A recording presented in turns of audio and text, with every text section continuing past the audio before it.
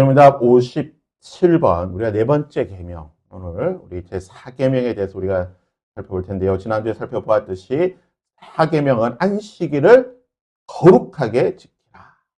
네, 하나님 여호와의 안식일인즉 어느 것도 너 자신도 그렇고 내 자녀들이나 내 집안에 머무는 누구든지 다 안식을 하라고 말씀하셨습니다. 안식일을 복되게 하여 그날을 거룩하게 지키는 것이 제4계명이다. 57번 소리문답이고요. 58번 소리문답은 그렇다면 우리가 안식일에 하나님께서 우리에게 무엇을 요구하시는가? 하나님 앞에서 우리가 하나님을 거룩하게, 특별히 7일 중에 하루를 구별하여서 그날을 하나님께 거룩히 지켜야 됩니다. 이게 이제 일반 보편적으로 우리가 주일을 보편적으로 지키게 되지만 부득이하게 또는 여러 가지 피치 못할 사정으로 주일을 지키지 못할 경우에는 7일 중에 하루를 하나님께 거룩히 구별하여 드리면 된다라고 지난주에 살펴보았습니다. 59번은요. 7일 중에 어느 날을 하나님께서 매주일 안식으로 지키셨습니까? 우리가 다음 주에 부활주일이지만 원래는 우리가 토요일 하나님의 창조 사역 가운데에 토요일이 안식일이었지만 예수 그리스도의 부활하심으로 말미암아 이후로는 7일 중 첫째 날이 우리에게 안식일이 되어서 우리가 하나님 앞에 예배를 드리는 날로 지키게 되는 것입니다. 60번은 그렇다면 안식일은 어떻게 거룩히 지켜야 합니까? 안식일은 다른 날에 합법적이었던 여러 가지 일들, 우리의 생업과 또한 오락과 그 모든 여러 가지 것들을 멈추고 그치고 거룩하게 쉼으로써 하나님 앞에 거룩하게 지켜야 되는데 부득이하게 잊지 못할 경우, 즉 부득이한 일과 또는 자비의 일을 사용함에 있어서는 예배로 할 수가 있겠지만 그러한 사정을 제외하고서는 우리가 다 하나님 앞에 거룩하게 예배 드리는 것으로 우리가 안식일을 지켜야 됩니다. 그리고 61번은 네 번째 계명에서 그렇다면 무엇이 금지되었는가? 금지되는 것은 하나님께서 우리에게 요구하시는 것, 즉 쉬면서 하나님 앞에 쉬면서 안식하며 멈추고 하나님 앞에 예배하는 것을 소홀히 하거나 부주의하게 행하는 것을 하나님께서 우리에게 금지하셨다. 그래서 특별히 하나님께서는 이 안식일을 우리에게 복을 주셔서 이 안식일의 특별함을 우리에게 말씀해 주셨다라고 하는 것을 우리가 살펴보았습니다. 또 우리가 지난주에 살펴본 것은 출애굽기 20장과 신명기 5장에 각각 우리가 10계명이 다시 한번 두 번에 걸쳐서 선포되는데 안식일과 관련해서 제4계명은 어떻게 되어 있는가? 출애굽기에서는 안식일을 기억하여 거룩하게 지키라. 즉 창조의 명령으로서 안식일을 거룩히 지키라고 말씀하셨다고 한다면 신명기에서는 안식일을 지켜 거룩하게 하라. 즉 구원의 근거로서 이스라엘 백성들을 구원해 주신 그 하나님의 구원의 근거로서 안식일을 지켜야 된다라고 말씀하고 있다는 것이죠. 그래서 출애굽기 20장에서는 기억하라고 하는 것을 하나님의 창조의 역사를 기억하는 것을 중점에 뒀다라고 한다면 신명기에서는 하나님이 우리를 구원하여 주신 그 구원의 역사를 기억하고 지키는 것으로 그 지킴에 있어서 방점을 두고 있다라고 하는 것을 우리가 살펴보았습니다. 안식일이라고 하는 것은 창조주 하나님, 온 세상을 창조하신 그 창조주의 하나님과 우리를 구원하신 그 구원자이신 하나님을 기억하고 기념하는 날이다. 그러니까 하나님의 창조와 구속을 기억하고 기념하는. 그래서 우리의 예배 역시 그 하나님의 창조와 하나님의 구원에 초점을 맞추고 기뻐하고 감사해야 된다. 구별됨이란 무엇이냐? 왜 7일 중에 하루냐? 지난주에 우리가 살펴보았지만 이 거룩이라고 하는 것이 유대인의 관념 속에서는 구별됨을 뜻한다는 것이죠. 어떤 행동의 거룩함이 아니라 하나님께서 구별하셨다. 말 그대로 일정한 것들을 구별해 놓으셨다. 이 땅 가운데 하나님께서 성전이라고 하는 영역을 구별하셔서 그곳을 거룩하다고 하셨듯이 안식일은 뭐냐? 시간의 성소다. 그래서 일주일이라고 하는 모든 날들 가운데에 안식일을 하나님께서 구별하셔서 그날을 거룩하게 하셨다. 그래서 안식일의 개념을 시간의 성소다라는 이 개념을 꼭 가지시길 바랍니다.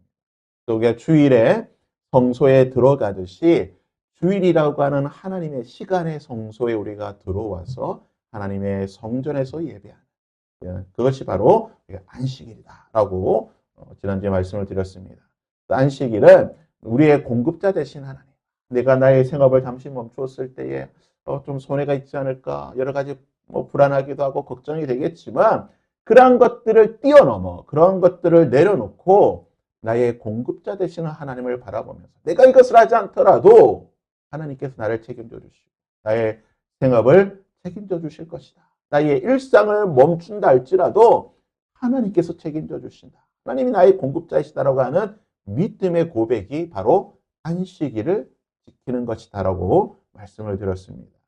그래서 이제 오늘은 출애굽기와 신명기에 계속해서 이제 비교를 살펴볼 텐데요. 출애굽기에서는 안식일을 기억하라고 말씀하고 있죠. 히브리어로는 자코르라고 하는 단어인데요.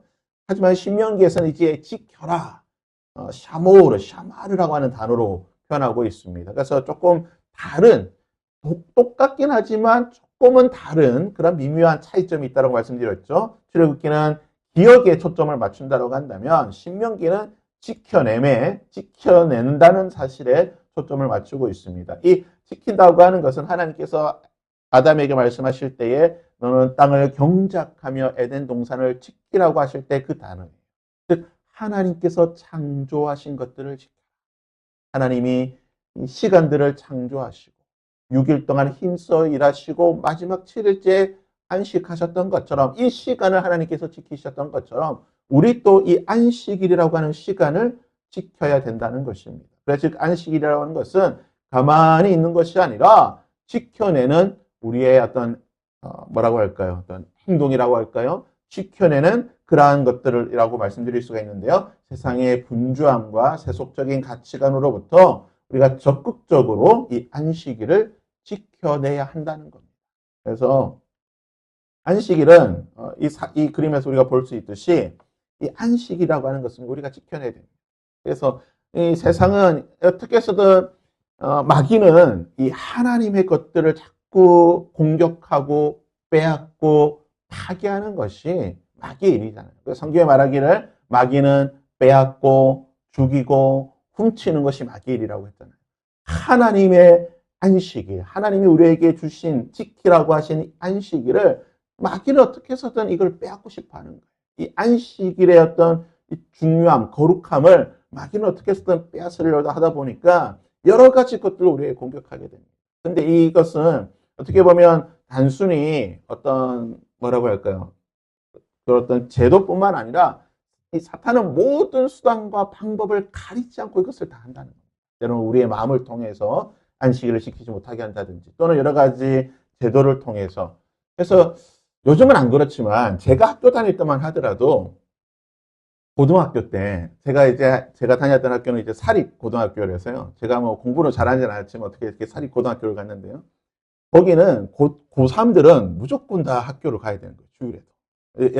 지금은 안 그렇죠. 지금은 아마 그런 학교가 거의 없을 것 같은데 제가 학교 다닐 때만 하더라도 좀 소위 말해서 좀 공부 잘하는 학교들은요. 무조건 주일에 다 자율학습하라고 오라고 한 거예요. 어떻게 해야 됩니까? 가야 됩니까? 말아야 됩니까? 안 되죠. 주의를 지켜야죠. 못 갔죠. 뭐 선생님한테 불려가서 혼나고, 선생님한테 저는 신학교 갈 건데, 저 목사 될, 야, 너 목사 될 거면 너는 빠져. 이렇게 해서 이제 빠지긴 했지만, 이 수단과 방법을 가리지 않고 사탄은 이 안식일을 지키지 못하게 한다는 거예요. 많은 학부모들이, 특별히 자녀들이 중고등학교 시절에 보면, 제가 이제 중고등부를 담당했을 때 보니까, 중고등학교 때, 그나마 중학교는 좀 괜찮은데, 고등학교만 딱 올라가면 주일에 안 오는 거예요. 집사님 자녀들, 군사님 자녀들, 장로님 자녀들, 중직대 자녀들이 주일에 안 오는 거예요. 학원 간다. 그나마 오더라도 예배 끝나기가 무섭게 가는 거예요. 그러니까 여러 가지 수단과 방법을 가리지 않고 안식일을 지키지 못하도록 같은 유혹들이 우리에게 있다는 것입니다. 이것을 우리가 지켜내야 된다는 거예요. 안식일이 단순히 그냥 주일 예배 드리는 것이 아니라 어떻게 보면 치열한 영적 전쟁이고 시대가 가면 갈수록 어떻게 될까요? 이 안식일을 지키는 것이 더 힘들어집니다. 어려워집니다. 우리가 그 코로나를 거치면서 이 온라인 예배에 너무 익숙해져 가지고요. 공적인 예배를 모여서 드리는 것에 대한 소중함을 잊어버렸잖아요. 그냥 하면 뭐 여행 가서 그냥 온라인으로 예배 드리지. 이런 은연중에 이런 생각들을 가진다는 거죠. 그러니까 안식일의 중요성에 대해서, 안식일에 모여 함께 예배 드리는 공적인 예배의 중요성에 대해서 굉장히 우리의 마음이 무뎌졌다는 것이죠. 이처럼 여러 가지 것들이 우리에 대한 예배에 대한 생각들, 안식일에 대한 생각들을 공격하고 있다는 것을 우리가 보게 됩니다. 그리고 이 안식 신명기는 말 그대로 이제 두 번째 말하는 율법을 두 번째 말하는 것인데요. 그래서 신명기라는 이름 자체가 두 번째 율법이라는 뜻을 가지고 있습니다. 출애굽 1세대에는 광야에서 죽었고 이제 가나안 땅에 들어갈 2세대에게 모세가 설교하는데 모세는 명령한 자, 즉 너희 부모에게 명령한 그대로 안식일을 지키라는 거예요. 그래서 안식일이라고 하는 것은 믿음의 공동체가 대를 이어서 지키고 전수해야 되는 중요한 가치라는 것입니다. 또 주일에 이런 우리가 한국교회가 가지고 있는 이러한 아름다운 전통들, 좋은 믿음의 유산들이 있잖아요. 신학교 가서 우리 전도사님들이나 또는 이제 목사님들이 농담 삼아 하는 얘기가 있습니다. 도대체 새벽기도 누가 만들었나? 나중에 천국 가서 따져봐야지. 새벽기도 알고 보면 길선주 목사님 만들었거든요. 우리 한국 초대교 우리 조선 초기에 있던 길선주 목사님 만드셨는데 누가 이게 새벽기도 만들어가지고 이렇게 힘들게 만들었냐고 맨날 하지만 그렇지만 어떻습니까? 새벽기도가 참 힘들긴 하지만 새벽기도를 함으로써 그래도 우리의 믿음이 유지가 되는 거예요. 믿음이 그나마 떨어지지 않고 우리가 살아갈 수 있는 거 아니겠습니까? 좋은 신앙의 전통들이 있다는 거예요.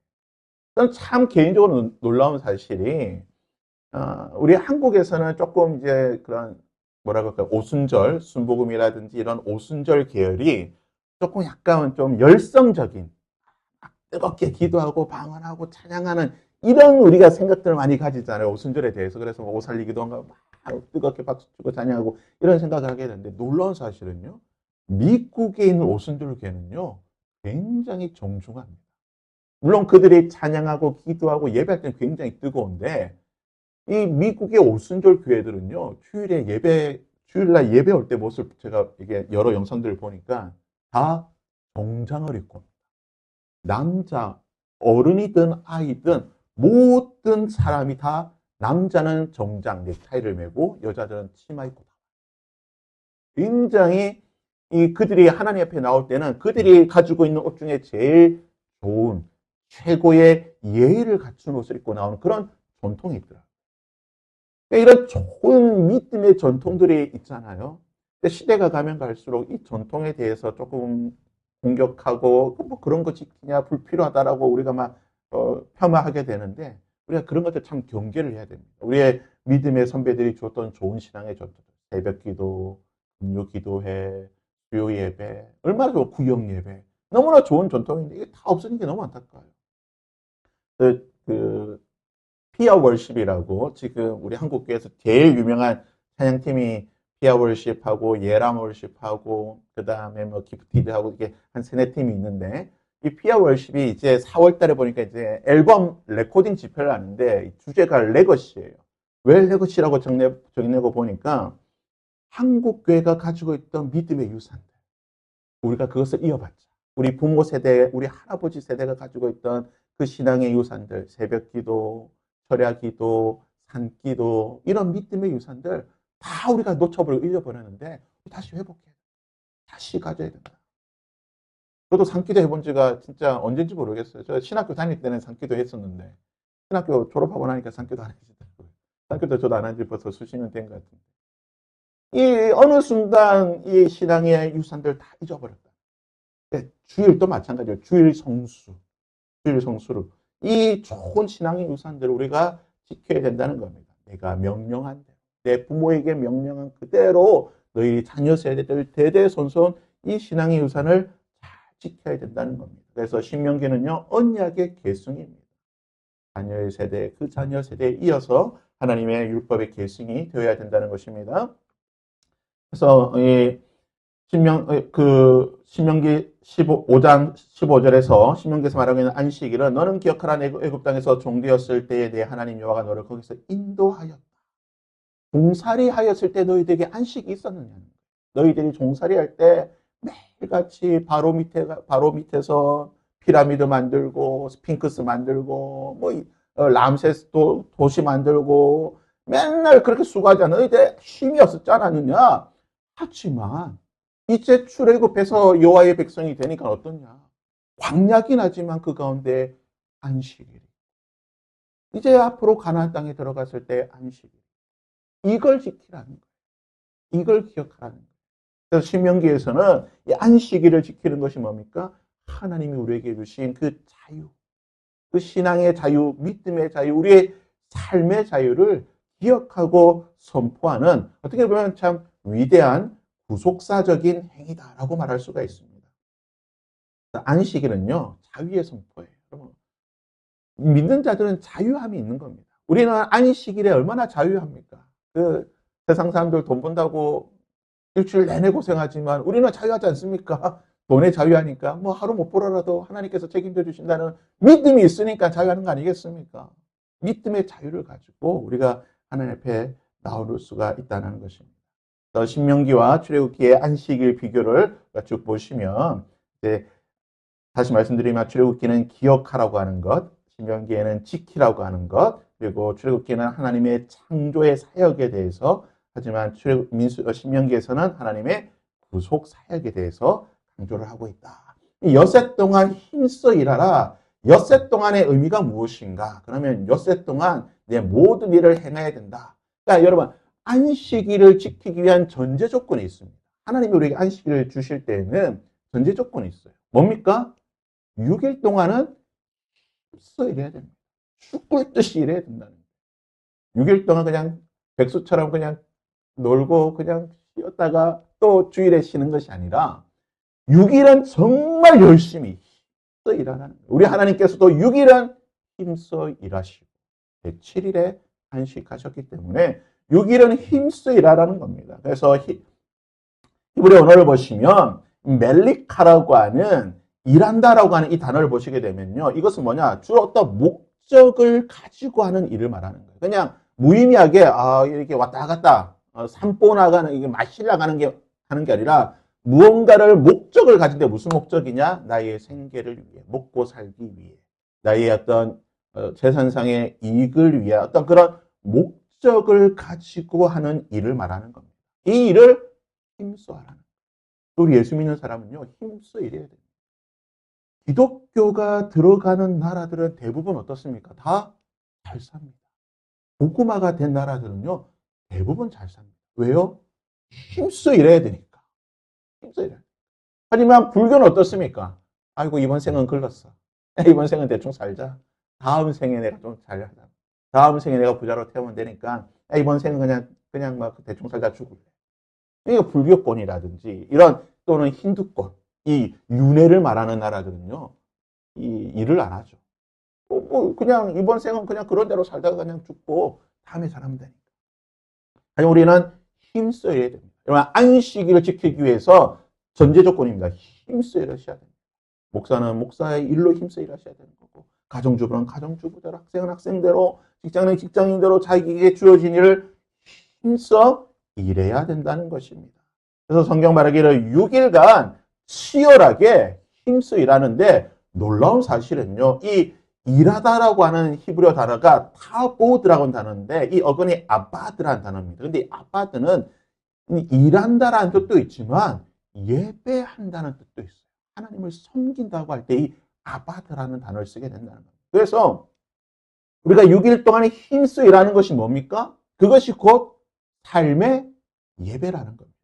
우리가 삶의 예배에 대해서 참 오해하는 게 뭐냐면 내가 일주일 동안 내 삶의 현장에서 어떻게 예배를 드려야 될까 했을 때 내 직장에서 내가 기도하고 하루의 일과를 시작하고 물론 그것도 삶의 예배입니다. 그것도 너무나 귀한 거예요.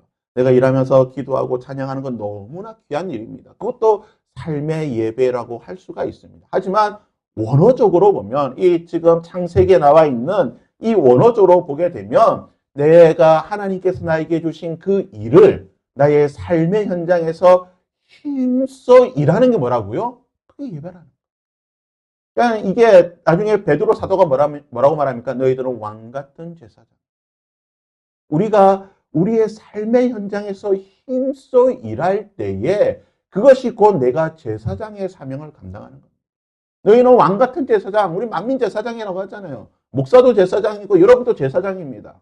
그러면 여러분은 어디서 제사를 합니까? 여러분의 삶의 현장에서 제사를 드려야죠. 일주일에 하루 예배 나와서 교회 나와서 제사 드리는 게 아니라 6일 동안 사는 그 삶의 현장에서 내가 열심히 일하는 게 뭐라고요?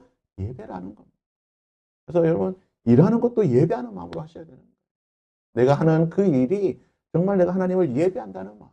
이게 성경적인 뭡니까? 노동관입니다. 우린 단순히 돈을 벌기 위해 하는 존재가 아니라 하나님을 예배하기 위해 일하는 자들이에요. 하나님을 예배하다 보니까 뭡니까? 덤으로 돈을 받는 거예요. 덤으로 돈을 버는 거예요. 우리의 목적은 하나님을 예배하는 겁니다. 내 일을 통해서 하나님을 예배하는 거예요. 그것이 무엇이든. 그래서 기독교는요, 직업에 귀천이 없습니다. 왜요? 모든 일이 하나님의 일이기 때문에. 모든 게 하나님의 일이기 때문에 내가 어느 일을 하든 내가 청소부로서 길거리에서 청소하는 것도 하나님의 일입니다. 목사가 설교하고 교회에서 목회하는 것만 하나님의 일이 아니잖아요. 절대 오해해서는 안 됩니다. 제가 제일 싫어하는 개념이 뭐냐면 이원론이에요. 성과 속을 구분하는 거룩한 것과 세상적인 것 구분하는 그러면 그건 없습니다. 성경은 그걸 절대 말하잖아요. 성경은 모든 게 다 하나님의 것이고 다 거룩한 겁니다. 교회 목사가 목회를 하는 것도 하나님의 일이고 여러분이 가정에서 자녀를 또는 남편을 또는 가족을 섬기는 것도 하나님의 일이고 청소부가 청소하는 것도 하나님의 일이고 모든 게 다 하나님의 일이라는 거예요. 그게 예배라는 겁니다. 목사는 이것으로 예배하는 거고 여러분은 그것으로 예배하는 거예요. 그래서 우리가 내 삶의 현장에서 6일 동안 힘써 예배하고 힘써 일하고 제7일에 안식일에 주의 전에 나와서 하나님 안에서 쉼으로 또 그것으로 예배하면서 우리가 하나님 앞에 힘과 위로를 얻고 또다시 힘과 위로를 얻어서 어떻게 합니까? 또 세상에 나가서 나의 또 삶의 그 자리에 나가서 또 하나님을 예배해요. 이게 계속 반복되는 겁니다. 근데 아무 일도 하지 말라. 6일까지 다 힘써 일하는데 아무 일도 안 하는데 어떻게 아무 일도 안 하는 거라고요? 너나 내 아들이나 내 딸이나 남종이나 여종이나 가축이나 머무는 객이라도 아무 일도 하지 말라. 이게 너무나 중요합니다. 이 구조는 고대 근동 사회에서는 상상할 수도 없는 거예요. 고대 근동에서 쉴 수 있는 건 누가 쉽니까?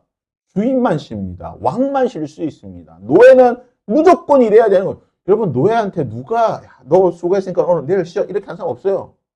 오늘 수고했으니까 내일 또 더 수고하라고 하는 게 노예입니다. 그게 노비, 그게 종이에요. 하지만 하나님 뭐라고 말씀하십니까? 너나 내 종이나 똑같이 쉬어라. 모두 다 쉬어라는 거예요. 안식일 앞에서 생명을 가진 모든 존재가 하나님 앞에서 동등한 피조물로 존중을 받아야 된다. 조금 뒤에 나오겠지만 그 경영주로서 또는 어떤 사업체를 운영하는 사람들은 특별히 이 말씀에 더 주의를 해야 됩니다. 많은 기독교 사업가들, 기독교 기업가들 또는 기독교를 믿으면서 여러 가지 가게를 운영하시는 분들이 이 개념이 없기 때문에 너무나 많은 실수를 하는 것을 보게 됩니다. 조선시대 노비의 삶. 조선시대 노비는 전체 인구의 30%를 차지한 최하층 신분이었음. 이들은 재산으로 취급돼 사고팔 수 있었고 결혼, 이사, 직업 선택까지 모두 주인 허락이 필요했음. 게다가 부모 중 한 명만 노비여도 자식이 무조건 노비 신분을 세습했음. 이중 외고 노비는 주인에게 세금만 바치면 농사나 장사를 하며 비교적 자유롭게 살기도 했고 간혹 자기 주인보다 더 잘 사는 노비도 있었는데 실제로 성종 때 인복이라는 노비가 8산석의 곡식을 보유했고 복만이라는 노비는 딸에게 기와집 2채, 소 3마리, 전갑, 곡식 등 재산을 상속한 사례도 있음. 그리고 조선에서는 16에서 60세 양인이 의무적으로 군역을 졌지만 노비, 승려, 유생은 예외였음. 그래서 성종 때 손장수라는 노비는 반란진압에 공을 세워 양인이 됐지만 군역이 너무 부담돼 다시 성균관의 노비로 살게 해달라.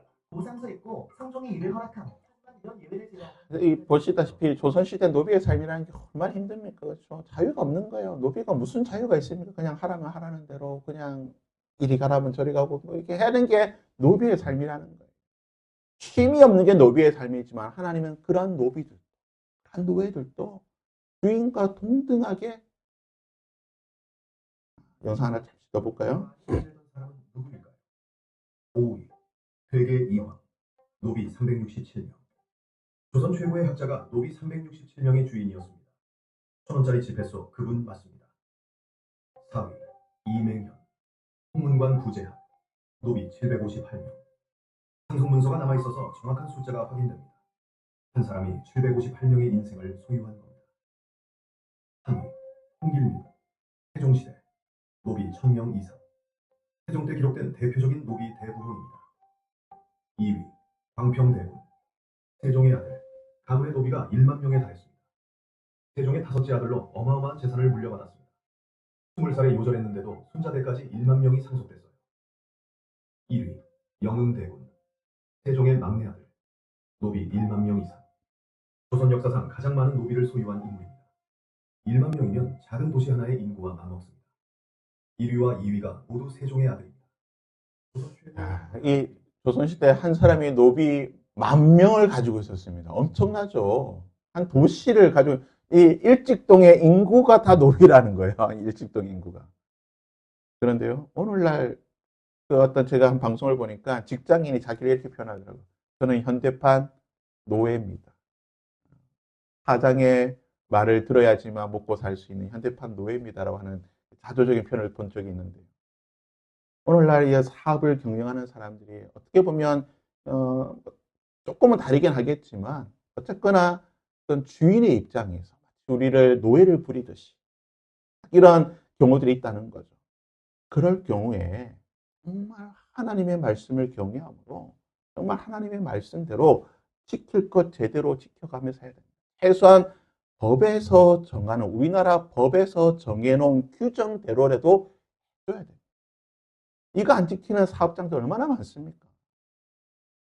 기독교 업체라고 하지만 예전에 이랜드 이 알바생들 알바비 그 얼마 안 되는 그 알바비 안 주려고 편법 쓰다가 걸려가지고요. 그 언론에 엄청나게 보도된 적 많이 있었거든요. 기독교 사업가들이라고 한다면 최소한 하나님의 말씀을 알고 경외하는 사람이라고 한다면 하나님의 말씀. 하나님께서 좀 쉬라고 하면 좀 쉬게 해주시고, 그리고 뭐 가게를 운영하고 또는 뭐 어디에 점주라고 한다면 이 좀 말씀대로 좀 이렇게 해주시면 좋을 것 같아요. 너무 부려먹으려고만 하지 말고 그러다 하나님이 뒤에 나오겠지만 하나님이 그렇게 하면 하나님이 책임져 주신다니까요. 하나님 말씀대로 해서 내가 손해보면 그 손해보는 것만큼 하나님이 반드시 우리를 책임져 주신다는 것입니다. 그래서 하나님은 우리에게 안식일을 주실 때에 이 안식일을 복되게 해 주셨다라고 하는 사실을 우리가 꼭 기억해야 되는 겁니다. 그래서 우리가 6일 동안은 힘써 일하고 안식을 내가 하루를 쉼으로써 나에게 어떤 부족함이 있을 수 있고 재산상의 손해나 어려움이 있을 수 있겠지만 그러나 우리가 그것을 잠시 멈추고 돈의 어떤 그 권력 앞에 우리가 굴복하는 것이 아니라 하나님 앞에 우리의 마음을 열어놓고 만몬이냐 하나님이냐. 여러분 안식을 지키는 것도 똑같은 거예요. 만몬이냐 하나님이냐 아니겠습니까? 돈을 벌기 위해서 안식일 주일을 지키지 않는다라고 한다면 결국 우리가 만몬 앞에 무릎 꿇는 거예요. 우리가 만몬이냐 하나님이냐 재물이냐 하나님이냐 항상 이것이 있을 때에 우리는 우리의 마음을 하나님께 선택하고 놓을 수 있는 온전히 신다는 것은 경제적인 손실이나 뒤처짐에 대한 두려움을 마주하는 것입니다. 하지만 내가 멈추어도 세상은 망하지 않습니다. 내가 멈추어도 세상은 잘 돌아가고요. 내가 오늘 하루 일하지 않는다고 해도 하나님께서 나를 지켜주시고 나의 공급자가 되어 주신다는 것입니다. 그래서 나의 모든 통제권을 내려놓고 하나님 앞에 우리의 모든 것을 올려드릴 수 있는 그래서 마지막으로 이 부분 우리가 꼭 기억하시길 바랍니다. 안식일은요. 함께 지키는 제가 직장을 이야기했지만 제가 초반에 말씀드렸지만 부모로서 자녀들을 키울 때에 나는 주일에 제대로 지키면서 자녀는 학원 가라 주일에 공부해라 뭐 해라 자녀는 안식일을 못 지키게 했던 부모들 얼마나 많습니까? 제 중고모 생각할 때 뭐 이런 표현 죄송하지만 거의 뭐 한 3분의 2는 그랬던 것 같아요. 교회 장로님 권사님 뭐 자녀들 대부분 그랬던 것 같아요. 나는 안식일을 지키면서 타인은 못 지키게. 이것은 우리가 타인에게 활동할 게 아니라 우리의 가정 속에서 볼 때, 자녀를 양육할 때 이런 잘못을 저지르지 않나? 우리가 그러한 생각들을 하게 된다는 것입니다. 우리가 하나님 앞에 안식하는 것, 온전히 우리의 마음을 내려놓고 우리가 하나님 앞에 우리의 함께 공동체적으로 안식일을 지켜야 한다. 네, 우리가 이렇게 해서 보도록 하겠습니다. 나머지 부분은 뭐 우리가 좀 복잡하긴 하지만 마지막 요거 하나만 보시고 말씀을 마치도록 하겠습니다.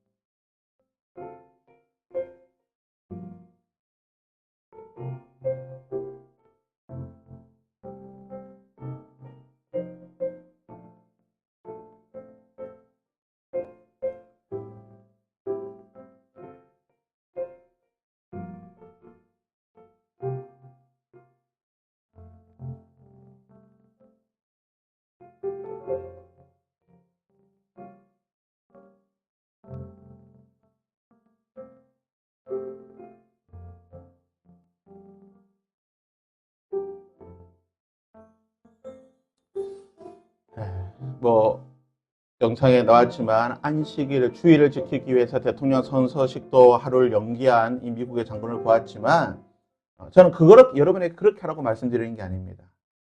이걸 우리가 꼭 기억해야 되는데요. 주일 성수에 대해서 우리의 각자의 생각과 기준이 다 있습니다. 어제는 맞던 것이 오늘은 틀릴 수가 있어요. 근데 중요한 건 뭐냐? 우리의 정신과 우리의 태도라는 거예요. 안식일을 거룩히 지켜야 된다고 하는 이 정신. 그리고 이 안식일은 우리가 공동체적으로 함께 지켜야 된다고 하는 이 삶의 태도를 가지는 것이 중요합니다. 그리고 우리가 지키는 것은 각자의 믿음의 분량에 따라서 다 다릅니다. 그리고 또 물론 우리가 뭐 강요를 할 수 있겠지만, 그렇다고 그걸 하지 않았다고 해서 너무 정죄해서도 안 된다는 거예요. 왜냐? 지금은 이 율법이 주어졌던 그 시기와 오늘날 우리의 삶의 모습은 너무 달라요. 그때는 농경사회이기 때문에 그렇게 살 수가 있었겠지만 오늘날은 다르잖아요. 오늘날은 너무 달라요. 그리고 1900년대랑 2022년이랑 너무 다릅니다. 삶의 모습이 너무 달라요. 그래서 1900년대 안식주의를 지켰던 그 모습 그대로 2020년에 지켜라. 이거는 있을 수가 없어요. 그래서 각자에 대한 생각과 기준이 있고 어제 맞던 거 오늘이 틀리다는 사실을 기억하시고 중요한 것은 안식일을 지켜야 된다는 이 정신과 어떻게 지켜야 되는 것이나 우리의 삶의 태도를 기억하시면서 각자가 주어진 그 삶의 자리에서 주일을 안식일을 지키기 위해 내가 하루하루를 6일을 정말 열심히 성실히 살고 안식일에 제7일에 7일 중에 하루를 구별해 하나님 앞에 나와 거룩히 기쁨으로 감사함으로 온전히 쉼으로 하나님을 예배함으로 그 날을 지킬 때 그것이 우리에게 복된 날이 될 줄 믿습니다. 우리 안식일을 주일을 기억하고 지켜서 그날을 복 주시는 하나님을 통해 우리의 매일매일이 하나님의 복의 은혜를 누릴 수 있기를 주님의 이름으로 부탁드립니다.